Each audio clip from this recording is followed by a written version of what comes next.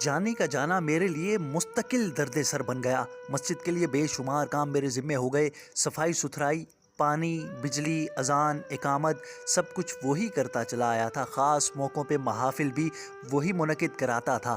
میں صرف امامت کراتا تھا۔ اب یہ سب کچھ میرے سر آن پڑا۔ یوں میری صبح شام بھاگتے گزرنے لگی۔ فجر کے بعد اشراق تک حفظ کی تیاری، اس کے بعد مسجد کی صفائی، دوپہر کو ٹینکوں میں پانی بھرنا، سپہر لنگر کی تقسیم، ظہر کے بعد گھنٹہ بھر آرام اور پھر حفظ کا دور، شام کو پھر لنگر کی تقسیم، عشاء کے بعد میں تھک ہا کر مسجد کی صف پہ آن کرتا۔ بالآخر ایک روز میں سورہ بقرہ حفظ کرنے میں کامیاب ہو ہی گیا۔ یہ میرے روحانی سفر کی پہلی کامیابی تھی۔ میں روحانی طور پر خود کو بہت طاقتور محسوس کرنے لگا۔ میں پر اعتماد تھا کہ اگر اس بار چھلاوا سامنے آ گیا تو اسے سانٹ کی طرح بھگانے کی بھاری میری ہوگی۔ ایک روز لنگر کی تقسیم کے دوران کچھ ایسے زائرین سے ملاقات ہو گئی جو سرائکی بولتے تھے۔ یہ ڈیرہ غازی خان سے آئے تھے اور بڑے خلوص والے لوگ تھے۔ میں چاولوں کا تھال لے کر وہیں ان کے پاس جا بیٹھا۔ ان کا ایک ساتھی بیمار تھا، یہ اسی کو لے کر یہاں آئے تھے۔ وہ فرش پہ چادر تانے ہائے ہائے کر رہا تھا۔ میں نے پوچھا اسے کیا ہوا ہے۔ اس میں سے ایک زائر جو کافی بزرگ معلوم ہوتا تھا کہنے لگا یہ میرا بیٹا ہے سائیں، اس کے سر میں ہر وقت درد رہتا ہے۔ مجھے بڑا دکھ ہوا۔ اس روز سے اس مریض کا درد گویا میرا درد سر بن گیا۔ میں روز اس کا سر دباتا، مٹھی بھرتا اور رب تعالیٰ سے اس کی صحت کی دعا کرتا۔ وہ لوگ ہفتہ بھر مزار پہ معتکف رہے۔ ایک روز میں نے خواب میں دیکھا کہ میں اس بیمار شخص کو فاتحہ پڑھ کر دم کر رہا ہوں۔ اس کی کنپٹیوں کو انگلیوں سے دباتا ہوں تو اس کے کانوں میں پیپ نکلتی ہے۔ اگلے روز لنگر بانٹنے لگا تو وہ زائرین نظر نہ آئے۔ مجھے خیال ہوا کہ شاید چلے گئے ہیں۔ پھر رات والا خواب یاد آ گیا۔ میں نے شاد ملنگ سے ان کی بابت دریافت کیا تو وہ بولا سامنے مسافر خانے میں ٹھہرے تھے، شاید چلے گئے ہوں، جا کر معلوم کر لو۔ مسافر خانے پہنچا تو وہ لوگ سامان باندھ رہے تھے۔ اس بزرگ سے ملاقات ہو گئی۔ میں نے بیماری کا حال دریافت کیا تو کہنے لگا رات بڑی مشکل گزری ہے سائیں۔ پیر سجاد شاہ کا دم کیا ہوا نمک 7 روز تک چکھایا ہے، مزار کی خاک بھی چٹوائی ہے، مگر آرام نہیں آیا۔ ہم لوگ تو بڑی آس لے کر آئے تھے، نامراد واپس جا رہے ہیں۔ میں نے کہا ایک لمحے کو ٹھہرو، مجھے رات کو رب سائیں کی ایک چٹھی آئی ہے، اس نے ایک دم لکھ بھیجا ہے، اگر اجازت ہو تو میں وہ دم کروں، امید ہے شفا ہو جائے گی۔ وہ کچھ دیر بے یقینی سے مجھے دیکھتا رہا، پھر میرا ہاتھ پکڑ کے مریض کے پاس لے گیا۔ اس کی حالت بہت خراب تھی اور وہ سر پہ کئی کپڑے لپیٹے ہائے ہائے کر رہا تھا۔ میں نے کہا اس کے سر سے کپڑے اتار دو، رب نے چاہا تو یہ ضرور ٹھیک ہو جائے گا۔ پھر بسم اللہ پڑھ کر اس کے سرہانے بیٹھ گیا اور جس طرح خواب میں دیکھا تھا سورہ فاتحہ پڑھتے ہوئے اس کی کنپٹیاں ملنے لگا۔ ابھی تیسرا ہی دور فاتحہ کا ہوا تھا کہ مریض نے آنکھیں کھول دی، کہنے لگا مولا سائی کا واسطہ اسی طرح دم کرتے رہو، مجھے سکون آ رہا ہے۔ میں اسے مسلسل دم کرتا رہا یہاں تک کہ اس کی ہائے ہائے بند ہو گئی اور وہ پرسکون نیند سو گیا۔ میں نے اس کے والد سے کہا اسے سونے دو، جب تک خود نہ جاگے مت جگانا، جب جاگ جائے تو اسے لے کر خاموشی سے گھر چلے جانا، یہاں مزار پہ اس بات کا تذکرہ بالکل نہ کرنا۔ دم کر کے میں مسجد چلا آیا اور نوافل پڑھ کے اس مریض کی صحت یابی کے لیے دعا کرنے لگا۔ مجھے امید تھی کہ مولا سائیں اسے ضرور شفا دے گا۔ اس کے بعد میری ان لوگوں سے ملاقات نہ ہو سکی، شاید وہ چلے گئے تھے۔ اس بات کو 3 ہفتے گزر گئے۔ ایک روز عصر کے وقت مسجد کی ٹینکی میں پانی بھر رہا تھا کہ ایک شادہ ملنگ بھاگتا ہوا اندر آیا اور ہانپتا ہوا بولا تیرے مرید آئے ہیں سائیں، پورے مزار پہ دھم پڑ گئی ہے تیری۔ میں نے حیرت سے اسے دیکھا اور کہا میرے مرید کہاں سے؟ وہ بولا سائیں آپ تو بڑے پہنچے ہوئے نکلے، ہمیں تو خبر ہی نہیں تھی، نواب رئیس آئے ہیں ڈیرہ غازی خان سے۔ میں نے کہا میں تو کسی نواب کو نہیں جانتا، وہ بھی نہیں جانتے تھے، تیرا نام بھی معلوم نہ تھا، پر جو حلیہ بتاتے ہیں وہ تیرا ہی ہے۔ مزار پہ سب سے پتلا اور کمزور ملنگ کون ہے تیرے سوا؟ اسی دوران ملنگوں اور زائرین کا ایک جم غفیر مسجد کے صحن میں چلا آیا۔ سب بڑے اشتیاق سے مجھے دیکھنے لگے، ساتھ ہی وہ بزرگ بھی تھا جس کے بیٹے کو اس روز میں نے دم کیا تھا۔ وہ جوتے اتار کر سیدھا میری طرف آیا اور قدموں میں جھک گیا۔ میں نے اسے کندھوں سے پکڑ کر اٹھایا اور کہا کیا ہوا ہے، کیسا ہے تمہارا بیٹا؟ کہنے لگا آپ کی نظر کرم سے بالکل ٹھیک ہو گیا۔ सारे टेस्ट ठीक आए हैं। मस्जिद से बाहर खड़ा है, इजाज़त हो तो पाँव चूमने अंदर आए। मैंने कहा नज़र करम तो रब साईं की है, बंदा सिर्फ बहाना है। पाँव चटवाने को यहाँ बेशुमार फिरते हैं, मैं तो इंसानों को गले लगाता हूँ। एक मलंग भाग के बाहर गया और उस नौजवान को अंदर ले आया। वो खुशबाश भला चंगा था। मैंने उसे गले लगाया और दुआ दी। वो बुजुर्ग बोला, सालों से दर दर की ठोकरें खा रहे थे, डॉक्टर बताते थे कि सर में रसूली है, ऑपरेशन करवाते तो बचने की उम्मीद ना थी। आपने तो जैसे आग पे पानी डाल दिया, रहमत का फरिश्ता साबित हुए हो साईं। आज से नौकर हूँ आपका, बताइए क्या खिदमत करूँ। मैंने कहा शिफा देने वाली ज़ात रब ताला की है। मैंने आपका दर्द महसूस किया, इसने रास्ता समझा दिया। मुझे किसी खिदमत की ज़रूरत नहीं, हाँ मस्जिद की सफाई में कुछ मदद कर सकते हो तो कर दो। मेरे बोलने की देर थी कि नवाब के साथ आए हुए नौकर झाड़ू पे टूट पड़े। एक ही झाड़ू थी, तिनका तिनका होके रह गई। बाकियों ने कंधों से चादरें, सरों से पगड़ियाँ उतारी और सफाई में जुट गए। मैं नवाब के साथ मस्जिद के सहन में जा बैठा। इसी इसना में पीर सज्जाद अली शाह साहब, जो मज़ार के मुतवल्ली और गद्दी नशीन थे, मस्जिद में तशरीफ़ लाए। इससे पहले वो कभी इधर ना आए थे। सब मलंग ज़ायर उनके एहतराम में बाअदब खड़े हो गए। मैंने भी उठ के हाथ मिलाया। वो बोले, इमाम साहब ज़रा अंदर तशरीफ़ लाइएगा, एक ज़रूरी बात करनी है। मैंने नवाब को सहन में छोड़कर पीर साहब के साथ कमराए मस्जिद में चला आया। उन्होंने मेरा हाथ पकड़ते हुए गले लगाया और बोले, बड़ा नसीबों वाला है तू, इतना जल्दी फ़कीर बन गया। देख ले साईं मस्तां वाले का फैज़। मैंने कहा मेहरबानी है रब साईं की, फैज़ के सब ख़जानों का वही मालिक है। बोले, बड़ा शिकार मारा है तूने, इस नवाब को खाली मत जाने देना, 5,000 सालाना से कम नहीं मुकाना। मैंने कहा 5,000, वो किस लिए पीर जी? कहने लगे, बहुत बड़ी उसामी है, एक ही बेटा है इसका, बाबा मस्तां की नज़र करम से ठीक हुआ है, बाबा का हिस्सा ज़रूर निकालना। मैंने कहा ना तो उसे मस्तां वाले ने ठीक किया है, ना मैंने, वो अल्लाह के फजल से ठीक हुआ है। ना तो मुझे रुपयों की कोई हाजत है, ना उस फोत शुदा बुजुर्ग को। नवाब अपनी खुशी से कुछ सदका करना चाहे तो ठीक, मैं तो एक पाई ना लूँगा। वो बिगड़ कर बोले, क्या वापियों जैसी बात करता है? जिसने फ़कीरी अता की उसकी कोई कदर नहीं, जिसका फैज़ है उसका कोई हिस्सा नहीं। अदब सीख, अदब। मैं हैरत से पीर साहब का मुंह देखने लगा। मेरे कंधों पर हाथ रखकर बोले, नहीं नहीं, फ़कीरी का नशा बुरा होता है, होश में रह, किसी गलत फहमी में ना रहना। 5,000 चाहिए सालाना, एक पाई भी कम हुई तो ईंटें, सरिया, सीमट आज ही मंगवा के तेरा मज़ार बना दूंगा। जिंदा पीर की निस्बत फोत शुद्धा की ज़्यादा कदर होती है यहाँ। खौफ से मेरा गला खुश्क होने लगा। इसी दौरान कुछ ज़ायर मस्जिद के अंदर चले आए। शाहजीद ने उनके सामने मेरा कंधा थपथपाया और हंस के गले लगा लिया। इसके बाद वो मेरा हाथ पकड़े मुस्कुराते मस्जिद से बाहर आए। मलंगों ने झुक झुक कर हमारे घुटने छुए। किसी को मेरा सुता हुआ चेहरा नजर ना आया। हर कोई मेरी करामत पे सदके वारी जाता था, जबकि मैं उस वक्त को मुलामत करता था जब इस मज़ार पे बोरिया नशी हुआ था। नवाब से 10,000 हाथ आए। ये उस दौर की बहुत बड़ी रकम थी। इससे गांव में एक घर बनाया जा सकता था, शादी की जा सकती थी, दुकान बनाई जा सकती थी। मगर मैंने कुछ ना किया सिवाय 50 रुपए चंदा भरा मस्जिद के। सब का सब पीर साहब को भिजवा दिया बैक मुश्त। मुझे अपना मज़ार बनवाने की कोई जल्दी ना थी। जानी को चिल्ले पे गए 1 माह हो चुका था। एक रोज़ मगरिब के बाद मस्जिद से निकला तो आमिल फाजिल शाह नज़र आ गए। मैंने सलाम किया मगर वो नज़रअंदाज करते हुए अपने हुजरे की तरफ बढ़ गए। उनके पीछे उनका नौकर बख्शू भी था। मुझे हैरत हुई कि चिल्ले में अभी कई दिन बाकी हैं और शाह जी वापस भी आ गए।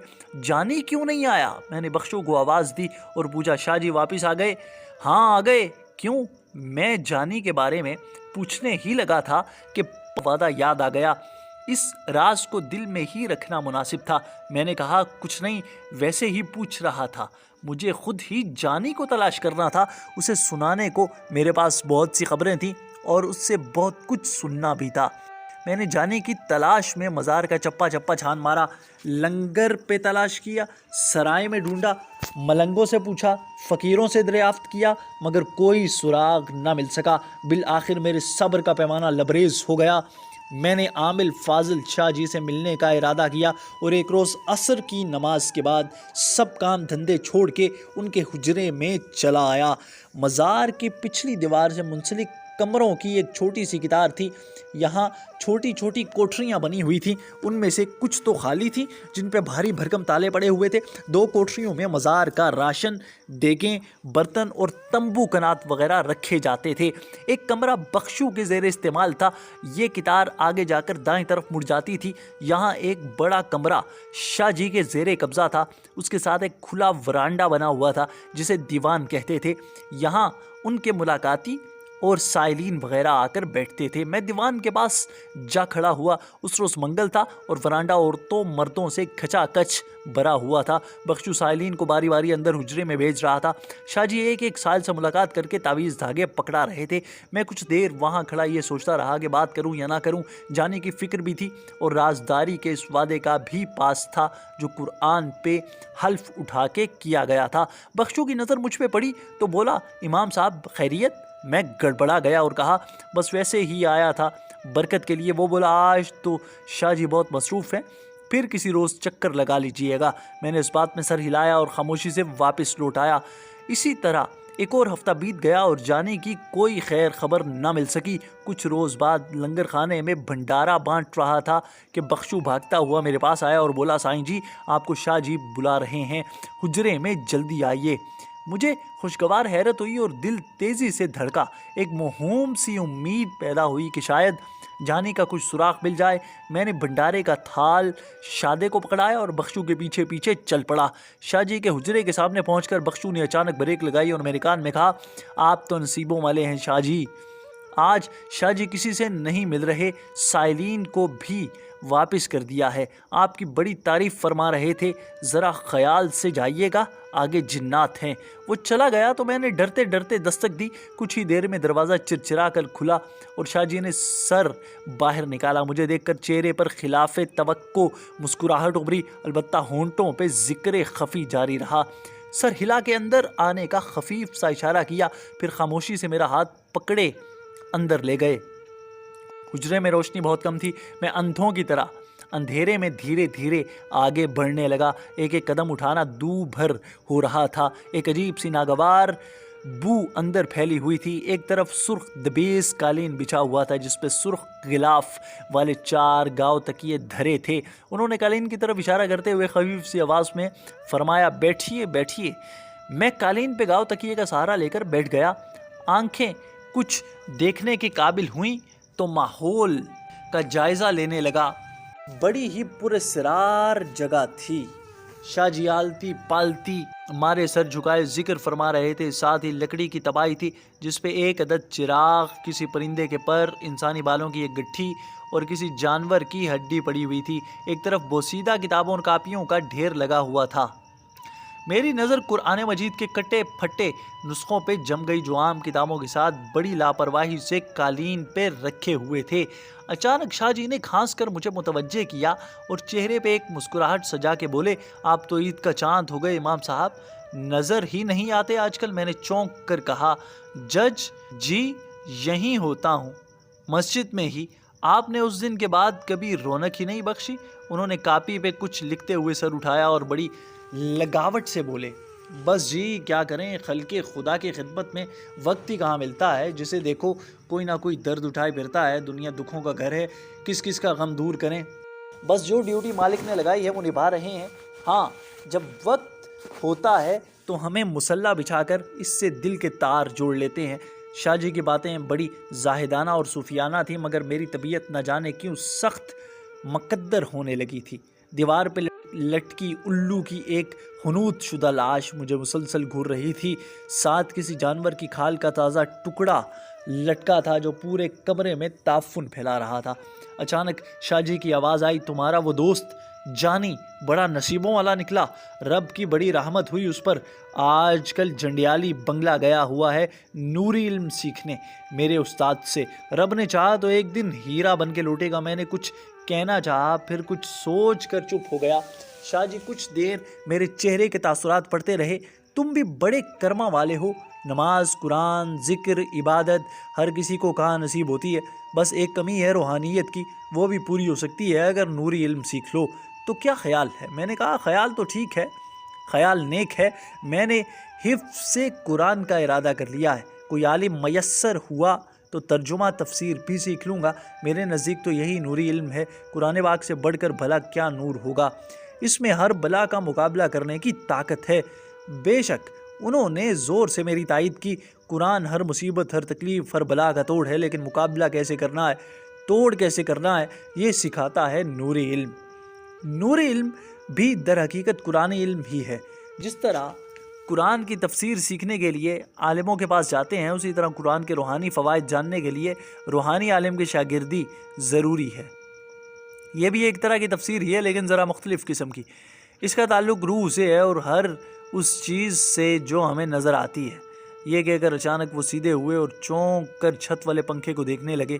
میں نے بھی ان کی تقلید میں ادھر دیکھا۔ لوڈ شیڈنگ کی وجہ سے بجلی غائب تھی اور کمرے میں ہبس بڑھ رہی تھی۔ اچانک وہ زور سے گرجے، اتر نیچے، ابلیس کا بچہ، اتر، جلا کے رکھ کر دوں گا مردود۔ کتنی بار سمجھایا ہے کہ مہمان بیٹھا ہو تو شرارتیں مت کیا کرو۔ مجھے تو وہاں کچھ نظر نہ آیا۔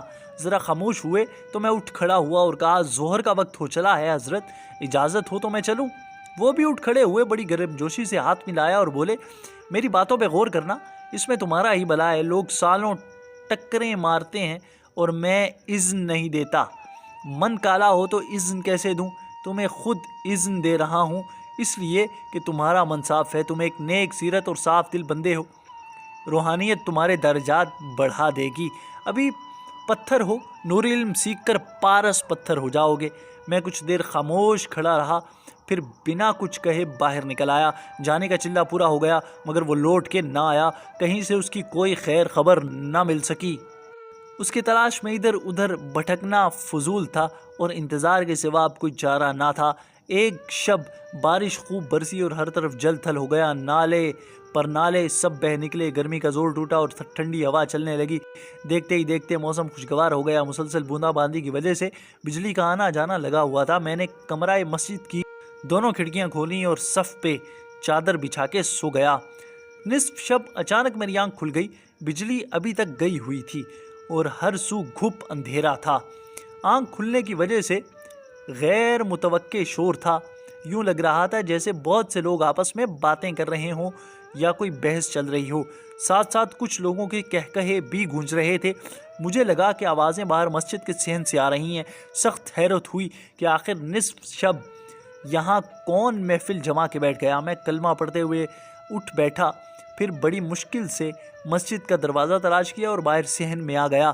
یہاں ہر سو اندھیرے اور خاموشی کا راج تھا، دور دور تک کوئی نظر نہ آیا۔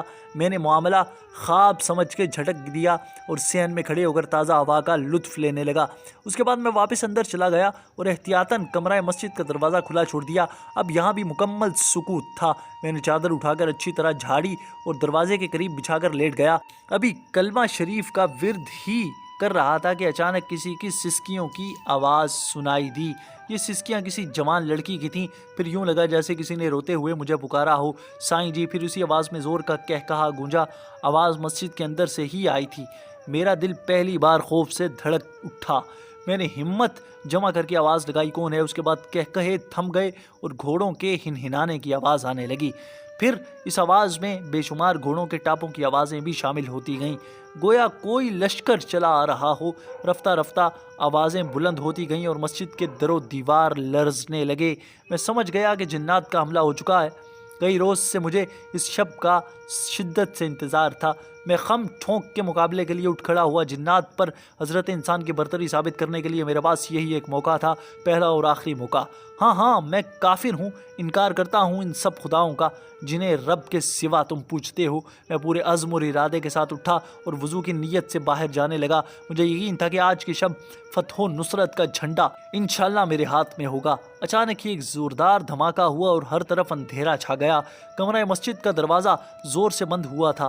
میں نے بہترا زور لگایا مگر دروازہ نہ کھل سکا۔ یوں لگ رہا تھا جیسے باہر سے کوئی اندر کی طرف برابر زور لگا رہا ہو۔ میں نے ہمت نہ ہاری، 8-10 قدم پیچھے ہٹا، پھر دوڑتا ہوا آیا اور زور سے دروازے کو لات ماری۔ 7 خوردہ دروازہ چوکاٹ سمیت ٹوٹ کر دور جا گرا۔ باہر کوئی نہ تھا۔ میں بھاگ کر وضو خانے پہنچا۔ یہاں نالی میں بے شمار میڈک ٹرٹرا رہے تھے۔ یا الہی یہ کہاں سے آ گئے؟ نل کھولنے کے لیے ٹوٹی پہ ہاتھ رکھا تو وہاں پہلے ہی کسی کا ہاتھ رکھا ہوا تھا۔ میری چیخ نکلتے نکلتے رہ گئی اور میں تڑپ کر 2 قدم پیچھے ہٹا، وضو کا ارادہ ترک کیا اور بھاگ کر صحن مسجد میں چلا آیا۔ صحن کے عین وسط میں کوئی شخص سفید کفن جیسا لبادہ اوڑھے کھڑا تھا۔ کون ہو؟ کیا کر رہے ہو؟ جیسے لا یعنی سوالات کا وقت گزر چکا تھا۔ میں جنات سے کسی قسم کے مذاکرات کا ارادہ نہیں رکھتا تھا۔ بے ہنگم شور بڑھتا ہی چلا جا رہا تھا۔ اچانک ہی نظر سوئے مزار اٹھ گئی۔ سامنے پیپل کے درخت کی طرف سے ہزاروں کا لشکر اس طرف چلا آتا تھا۔ بے شمار گھوڑے، ہاتھی، شیر، چیتے اور کتے مسجد کی طرف بڑھ رہے تھے۔ گھڑ سواروں کی برہنہ تلواریں اندھیروں میں چمک رہی تھیں۔ ہمت ہارنے کا سوال ہی پیدا نہیں ہوتا تھا۔ میں نے صحن مسجد میں کھڑے ہو کر آذان بلند کر دی۔ اللہ اکبر کی صدا سے فضا گونج اٹھی۔ لشکر مسجد میں داخل ہوتے ہی تتر بتر ہونے لگا اور میں اس ہنگام میں مسلسل اذان دیتا رہا۔ اذان ختم ہوئی تو سر پہ پرندوں کی پھڑپھڑاہٹ محسوس ہوئی۔ سیاہ رنگ کی ہزاروں چمگادڑیں میرے سر پہ جنگی جہازوں کی طرح چکر لگانے لگیں، گویا جنات اپنی ہوائی فوج بھی میدان میں اتار لائے ہوں۔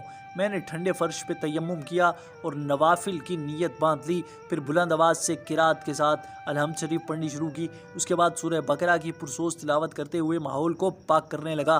آہستہ آہستہ چمگادڑوں کی پھڑپھڑاہٹ کم ہوتی گئی اور فضا میں سکوت چھا گیا۔ 1.5 رکوع تلاوت کر چکا تو رب تعالیٰ کے حضور رکوع میں جھک گیا۔ نماز کے بعد صحن مزار پہ نظر ڈالی، ہر طرف مکمل امن و امان تھا۔ میں اٹھ کھڑا ہوا اور صحن مزار کے چکر لگانے لگا۔ میرا اعتماد آسمان کی بلندیوں کو چھو رہا تھا۔ مجھے فخر ہو رہا تھا کہ میں رب تعالیٰ کی احسن ترین مخلوق ابن آدم ہوں جو دوسری تمام مخلوقات پر حاوی ہے۔ میں نے صدا لگائی، کہاں چلے گئے ہو؟ آؤ نا سامنے، لے آؤ اپنی تمام فوج، میں انتظار کر رہا ہوں تمہارا، اور ہوں گے جو تمہارے سامنے لیٹ جاتے ہوں گے۔ وہ اپنی حقیقت نہیں جانتے، میں جانتا ہوں۔ ابن آدم ہوں میں، جسے سجدہ کیا تھا تمام مخلوقات نے، الا ابلیس۔ تم اسی ابلیس کی اولاد ہو جسے قیامت تک کے لیے دھتکار دیا گیا۔ میں اسی آدم کی اولاد ہوں جسے اپنا خلیفہ بنایا رب تعالیٰ نے۔ تم آج بھی اپنے تکبر کے ساتھ اکیلے بھٹک رہے ہو، میں آج بھی اپنی عاجزی کے ساتھ اسی کے دربار میں کھڑا ہوں۔ تم اس کے پجاری ہو جو راندہ درگاہ ہے، میں اس کا خلیفہ ہوں جو پورے جہان کا رب ہے۔ میں اس کے سوا کسی سے نہیں ڈرتا۔ تم اپنے سائے سے بھی ڈرتے ہو، اعوذ باللہ کے 2 حرفوں سے بھی ڈرتے ہو، اذان سے ڈرتے ہو، قرآن سے ڈرتے ہو، انشاءاللہ قیامت تک ڈرتے رہو گے۔ میری صدا کا کوئی جواب نہ آیا۔ اس کے بعد میں نے بڑے آرام سے مسجد کا دروازہ کھولا اور اندر چلا آیا۔ اچانک بجلی آ گئی اور مسجد کے کمکمے روشن ہو گئے۔ ایک صف میں مجھے تھوڑا خون پڑا نظر آیا۔ میں اسے اٹھا کے باہر لایا۔ وضو خانے میں پانی موجود تھا اور مینڈک غائب ہو چکے تھے۔ میں نے صف کو اچھی طرح دھویا اور باہر فرش پہ پھیلا دیا۔ اس کے بعد میں نے کمرہ مسجد کے اندر چاروں کونوں میں اذان دی، پھر اطمینان سے چادر بچھائی اور آیت الکرسی پڑھ کر سو گیا۔ اس کے بعد کسی شیطان کی جرت نہ ہوئی کہ وہ اسی طرح جھانک کر بھی مجھے دیکھ سکے۔ اگلے روز نماز فجر میں شاہ جی بھی چلے آئے۔ اقامت سے پہلے ہماری نظریں چار ہوئیں۔ انہوں نے مسکرا کر سر ہلایا تو جواباً میں نے بھی ہلا دیا۔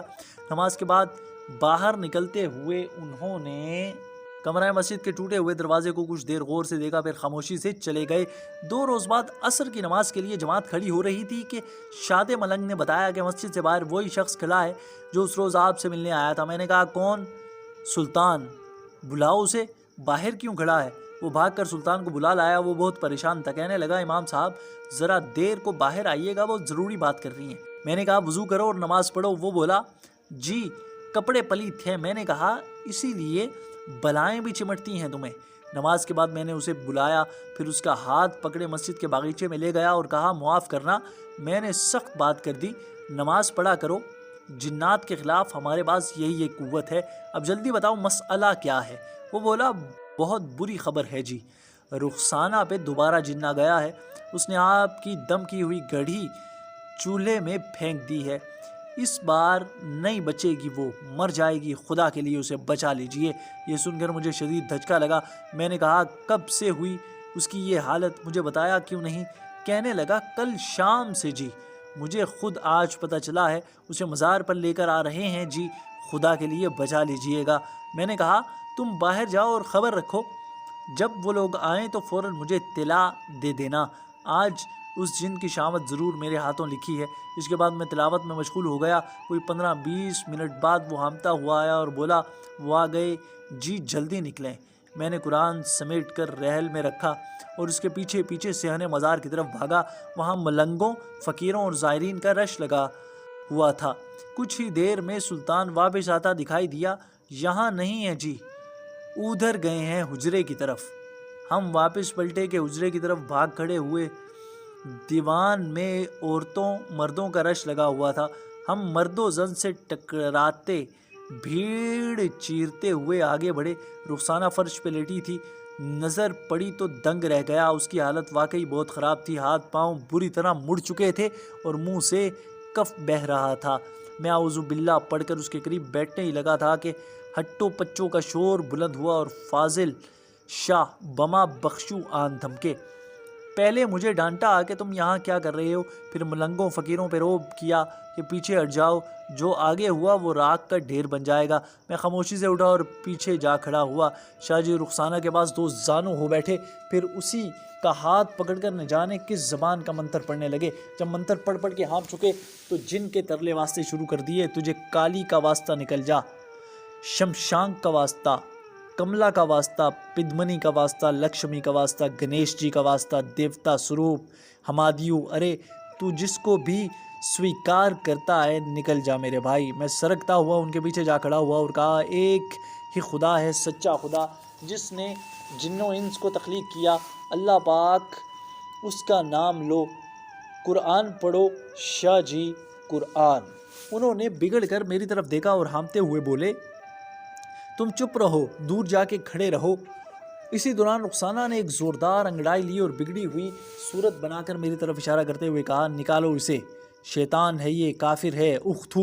اس کی آواز انتہائی بھدی اور کرخت تھی۔ میں آگے بڑھا اور کہا، ہاں ہاں کافر ہوں، انکار کرتا ہوں ان سب خداؤں کا جنہیں رب کے سوا تم پوچھتے ہو۔ اس پر رخسانہ نے پھر شور کیا، نکال اس کافر کو ادھر سے، جلدی کر ورنہ گلا دبا دوں گا اس کا۔ یہ سنتا ہی شاہ جی اٹھ کھڑے ہوئے اور میرے سامنے ہاتھ جوڑ کر بولے، یہ کیا مولویوں کی طرح کافر کافر لگا رکھی ہے؟ کیوں اس کی جان کا دشمن بنا ہوا ہے؟ قتل کر دے گا یہ اسے، مر جائے گی یہ لڑکی، دفع ہو جا ادھر سے، چلا جا۔ میں چند قدم پیچھے ہٹا، وہ رخسانہ کی طرف پلٹے اور کوئی نیا منتر پڑھنے لگا۔ میں نے بھی بلند آواز سے اعوذ باللہ من الشیطان الرجیم پڑھی اور پوری قرات سے رب تعالیٰ کا کلام پڑھنے لگا۔ اتنا پڑھا کہ رخسانہ چیخنے لگی، پھر اچانک ساکت ہو گئی۔ شاہ جی یکایک اٹھے اور کس کے ایک چپیڑ میرے منہ پہ ماری۔ میں پھرکی کی طرح گھوما اور لڑکتا ہوا دور جا گرا۔ وہ دھاڑے، لے جاؤ اس مردود کو، جا کے بخشو کی کوٹری میں بند کر دو۔ سارا عمل چوپٹ کر کے رکھ دیا نیش نے۔ ملنگ، فقیر، کلندر مجھ پہ ٹوٹ پڑے، جس کے ہاتھ جو آیا مجھے دے مارا۔ جب اچھی طرح دھو چکے تو ڈولی ڈنڈا کر کے بخشو کے کمرے میں لا پھینکا اور باہر سے تالا لگا دیا۔ نہ جانے کتنی دیر میں تنگ و تاریک کوٹری کے ٹھنڈے فرش پہ بے سدھ پڑا رہا، جسم کا رواں رواں درد سے بے حال تھا۔ ملنگوں، فقیروں اور تلنگوں نے مجھے خوب پیروں میں روندا تھا، حالانکہ کچھ روز پہلے ہی لوگ پیر مان کر میرے پیر چھو رہے تھے۔ عجب دو رنگی ہے زمانے کی۔ بالآخر کپڑے درست کرتا کراہتا ہوا اٹھ بیٹھا، نچلے ہونٹ سے معمولی سا خون رستا تھا، انگلی سے صاف کیا اور گرد و پیش کا جائزہ لینے لگا۔ کوٹری میں بخشو کا مختصر سامان، ایک چارپائی، ایک ٹوٹی پھوٹی میز، مٹی کا گڑا، چند کپڑے اور ایک پرانا صندوق وغیرہ پڑا تھا۔ چھت پہ ایک زنگ خوردہ پنکھا لٹکا ہوا تھا۔ برآمدے کی طرف ایک پرانی سی کھڑکی کھلتی تھی، اس کے پٹوا کرنے کی کوشش کی مگر کھل نہ سکی۔ پچھلی طرف 2 روشن دان کھلے تھے مگر روشنی کا کوئی شائبہ تک نہ تھا، شاید سورج ڈوب چکا تھا، کسی نے مسجد میں اذان تک نہ دی تھی۔ میں نے گڑھے کے چلو بھر پانی سے وضو کیا، وہیں کھڑے کھڑے اذان دی اور فرش پہ مغرب کی نیت باندھ کے کھڑا ہو گیا۔ نماز کے بعد میں چارپائی پہ لیٹ کر تسبیح رولنے لگا۔ کوئی گھنٹہ بعد تالا کھلنے کی آواز آئی، دروازے کے پٹ چرچرائے تو میں چارپائی پہ اٹھ کے بیٹھ گیا۔ آنے والے نے کمرے کا بلب روشن کیا تو معلوم ہوا شاہ جی ہیں۔ میرا دل زور سے دھڑکا اور میں آنے والے طوفان کا مقابلہ کرنے کے لیے چارپائی سے اٹھنے لگا۔ انہوں نے خلاف توقع انتہائی محبت سے مسکرا کر مجھے دیکھا اور کہا، بیٹھو بیٹھو، تمہیں زیادہ چوٹ تو نہیں آئی بیٹا؟ میں نے غصے کا ایک تلخ گھونٹ بھرا اور خاموشی سے سامنے والی دیوار کو گھورنے لگا۔ وہ چارپائی پہ میرے بالکل قریب آن بیٹھے۔ کسی سستے بازاری عطر کی خوشبو میرے نتھوں سے ٹکرانے لگی۔ معاف کرنا بیٹا، ہم مجبور تھے، مجبوراً سختی کرنا پڑی، کیا کرتے، معاملہ ہی ایسا تھا۔ وہ ظالم اس بچی کی جان لینے پہ تلا تھا، تجھے دیکھ کے اور برہم ہو گیا۔ ہم نے جو بھی کیا، جیسا بھی کیا، اس معصوم کی جان بچانے کے واسطے کیا۔ تم چاہو تو بدلہ لے سکتے ہو، ہمیں مار سکتے ہو، بھلے ان سب کے سامنے مار لو۔ میں نے کہا میں کیوں ماروں گا آپ کو، آپ چاہو تو اور مار سکتے ہو، مجھے کوئی گلہ نہیں، لیکن میں غلط کو ہمیشہ غلط ہی کہوں گا۔ ایک کافر جن کے سامنے آپ کا ترلے منتیں کرنا، دیوی دیوتاؤں کے واسطے دینا غلط ہے، زیب نہیں دیتا ایک مسلمان کو۔ کیا اللہ کا قرآن شیاطین کو بھگانے کے لیے کافی نہیں؟ وہ کچھ دیر سر جھکائے سوچتے رہے، پھر بولے ٹھیک کہتے ہو، ہمیں بھی اچھے نہیں لگتے یہ منتر ونتر، لیکن کیا کریں، کرنا پڑتا ہے۔ ایک ہندو جن جو ہمارے رب ہمارے قرآن کو ہی نہیں مانتا، اسے ہیلے بہانوں سے ہی اتارنا پڑتا ہے۔ تم کسی ہندو کو قرآن سنا کر مکان کا قبضہ چھڑوا سکتے ہو؟ مسلمان نہیں چھوڑتا، کافر کیا چھوڑے گا؟ طاق پہ قرآن دھرا ہوتا ہے اور نیچے رشوت لے رہے ہوتے ہیں۔ قرآن پہ ہاتھ رکھ کے عدالتوں میں جھوٹی گواہیاں دی جاتی ہے۔ جب خود مسلمان ہی قدر نہیں کرتا تو کافر کیا قدر کرے گا؟ خیر، اب یہ باتیں کرنے کا کیا فائدہ، اب تو اس کی موت واقع ہو چکی۔ کس کی؟ میں نے چونک کر کہا، پرکاش کی۔ مر گیا وہ، کوئی بڑا ہی نچلی ذات کا ہندو جن تھا۔ او اچھا، کیا ہوا، رب کا قرآن سن کر مرا؟ نہیں بیٹا، یہ بہت ضدی اور اڑین مخلوق ہے، قرآن سن کر اور مشتعل ہوتی ہے۔ میں نے کچھ منتر وغیرہ پڑھے، اسے قابو کیا اور قتل کر دیا۔ خیر، جو ہوا سو ہوا۔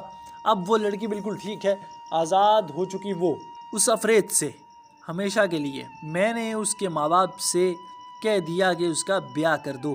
ایک لڑکے کو پسند کرتی ہے وہ، ہوش میں آتے ہی اس کا نام لے رہی تھی۔ میں نے ایک ٹھنڈی سانس لے کر کہا، سلطان کا نام لیا ہوگا یقیناً، منگیتر ہے اس کا۔ ارے نہیں، وہ لفنگا کہاں سے منگیتر ہو گیا اس کا، بھولے مت بنو امام صاحب، وہ تمہارا نام لے رہی تھی۔ میرا نام؟ وہ کیوں؟ میں نے چونک کر پوچھا۔ یہ تو ہم نہیں جانتے۔ وہ مارا خیز نظروں سے مجھے دیکھتے ہوئے بولے، شاید دل کا دل سے کوئی رشتہ ہو۔ میں نے بے یقینی سے شاہ جی کو دیکھا اور کہا، میں آپ کی باتوں میں نہیں آؤں گا شاہ جی، نہ ہی مجھے اس لڑکی سے کچھ لگاؤ ہے، آپ کوئی اور بات کیجیے۔ وہ خاموش ہو گئے۔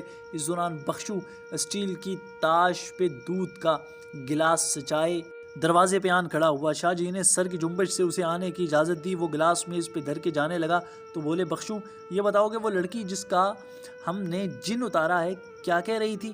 ہوش میں آنے کے بعد کس کا نام لے رہی تھی؟ بخشو نے فدویانہ سی صورت بنا کر کہا، آپ دونوں اللہ والے ہو جی، میری کیا مجال، ہم حکم دے رہے ہیں تمہیں، بتاؤ کس کا نام لے رہی تھی وہ لڑکی؟ شاہ جی نے ڈانٹ کر کہا۔ بخشو نے ایک نظر مجھ پہ ڈالی، شاہ جی کو دیکھا اور زیر لب مسکرا کے بولا، سائیں جی کا نام لے رہی تھی۔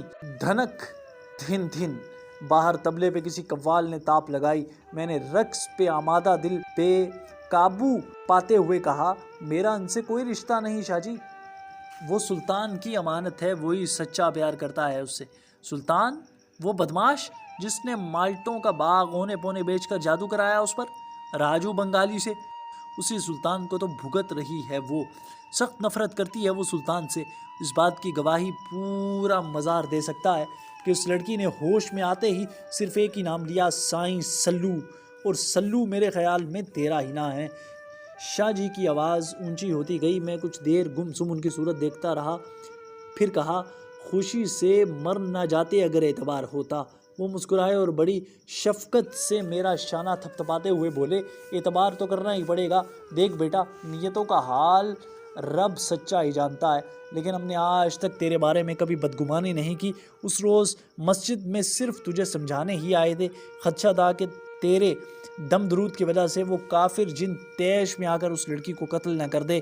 ہمیں تیری نیت پہ ذرا برابر شک نہ تھا، ہم جانتے تھے کہ تو سعادت مند ہے، متقی اور پرہیزگار ہے، شاید اسی کا صلہ دیا تجھے رب سائیں نے اس لڑکی کے معصوم دل میں تیری محبت جگا کر۔ اب اس محبت کی قدر کر، لاج رکھ اس کی، نیک کام میں دیر نہ کر۔ کیا پوری حیاتی مزار کی اس اجاڑ مسجد میں گزار دے گا؟ جو آنا دوانی چندہ آتا ہے وہ سجاد شاہ کھا جاتا ہے، تجھے کیا ملتا ہے؟ مکھانے۔ دیکھ قسمت بار بار دروازے پہ دستک نہیں دیتی، 24 एकड़ ज़मीन की मालिकन है, खूबसूरत है, जवान है, माँ पे राज़ी हैं उनके। उन्हें अपनी बेटी की ज़िंदगी चाहिए थी, मिल गई एक नेक सीरत जुवाई चाहिए, तेरी सूरत मिल जाएगी। मैंने मशवरा दिया है कि जिन से छुटकारे की एक ही सूरत है, शादी करा दो इसकी। साइंस से शरीफ है, नेक है, सआदतमंद है, अल्लाह अल्लाह करता है, पूरी उम्र खिदमत करेगा तुम्हारी। वो मान गए हैं, शादी का तमाम खर्च मैं उठाऊँगा, कपड़ा लत्था जेवर बेवर जो चाहिए दूंगा। चल उठ। दीवान में बैठे हैं वो लोग, अपनी होने वाली सुहागन को देख ले। मुस्कुराहट फिसल फिसल कर होंठों से अया होने लगी। वो उठे और मेरा हाथ पकड़े बरामदे वाली खिड़की की तरफ ले आए। मैंने पूरा जोर लगाकर साल खुर्दा खिड़की खोलने की कोशिश की। मुकद्दर की खिड़की थी, आसानी से कैसे खुलती। बिल आखिर धूल मट्टी उड़ी और एक पटवा हो ही गया। सामने ही दीवान में वो परी पैकर अपने मापों के साथ बैठी हंस खेल रही थी। यूं लग रहा था गोया जिन ने उसे छुआ तक नहीं। हमें खिड़की से झांकता देखकर वो थोड़ा सा शर्माई, फिर हया से चादर समेटी और सर झुका लिया। उसकी वालिदा हमें देखकर तशक्कुर से मुस्कुराई और दुपट्टा दुरुस्त करने लगी। मजाल पे कवाली शुरू हो चुकी थी और मैं पाँव में घुंघरू बांधने को बेताब था। खुसरू नजाम के बलबल जाइए बलबल जाइए बलबल जाइए, मोहे सुहागन की नीरे मोसे नैना मिलाई के। छाप तलक सी छीन ली रे मोसे नैना मिलाई रे। उस रोज़ मैं रात गए तक शाहजी के हुजरे में बैठा रहा। अब मुझे उस हुजरे से कोई खौफ कोई दहशत ना थी। शाहजी ने कहा, देखो बेटा, रुखसाना के साथ अब तूने ज़िंदगी बितानी है। उसकी इज्जत और जायदाद का ख्याल रखता है। हाशिम और सुल्तान दोनों उसके दुश्मन हैं, उसकी जायदाद हथियाना चाहते हैं। वो कुछ भी कर सकते हैं, किसी भी वक्त कोई नया जिन मुसल्लत हो सकता है उस पर। इसलिए कहता हूँ कि नूरी इल्म सीख कर जिन्नात पे हुक्मरानी करो या फिर पूरी हयाती आमिलों के पीछे भागते गुजार दो। आज पहली बार शाहजी की बातें मेरे दिल में उतर रही थीं। उन्होंने कहा, जिन्नात पर कुल्ली तौर पर काबू पाने और अपना मुती बनाने के लिए नूरी इल्म सीखना लाजिम है। अगर सिर्फ कुरान से जिन्नात मुसख्खर कर सकते तो 100-200 में महीना भर तरावी पढ़ाने वाले इन्हें हाफिज़ों पे तो जिन आशिक होते, जिन्नात के लश्कर लिए फिरते वो। मैंने कहा, शायद आप ठीक कह रहे हैं। वो चेहरे पे गहरा दुख सजा कर बोले, तेरा वो दोस्त जानी कहता था नूरी इल्म सीख के मज़ार पे वापस आऊँगा, उस्ताद का दस्तो बाजू बनूंगा। नहीं आया, वेख ले, धोखा दे गया। अब सदगरा में अपना आस्ताना खोल के बैठा है। बता मुझे, अब किस किस को बताऊं, किस किस पे एतबार करूं। तू सीखने को तैयार नहीं तो कोई और नेक सीरत नहीं मिलता। बड़ी जिम्मेदारी वाला काम है बेटा। मैंने कहा, मैं तैयार हूँ शाहजी, मैं नूरी इल्म सीखूंगा, इंशाअल्लाह ज़रूर सीखूंगा। आपका दस्तो बाजू बनूंगा। आप मुझ पे एतबार कर सकते हैं। बस ये बताइए कि चलना कब है। मज़ीद एपिसोड्स के लिए हमारे चैनल को सब्सक्राइब करें और बेल के आइकन को लाजमी प्रेस करें।